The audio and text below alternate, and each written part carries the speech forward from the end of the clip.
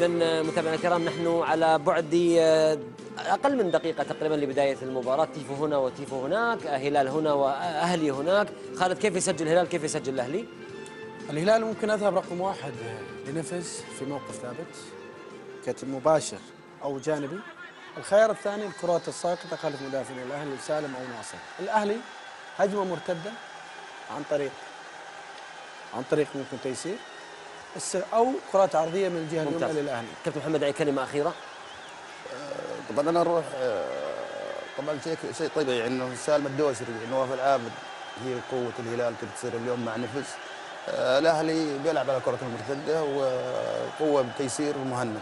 طيب كابتن محمد سويلم. أنا ما عندي كلمة فنية، إنما هي أمنيات ودعوات لنجد القحطاني، يعني من الله سبحانه وتعالى عليه بالشفاء، وأشكر جزيلا التفاعل المجتمعي والإعلامي مع هذه الطفلة الغالية علينا.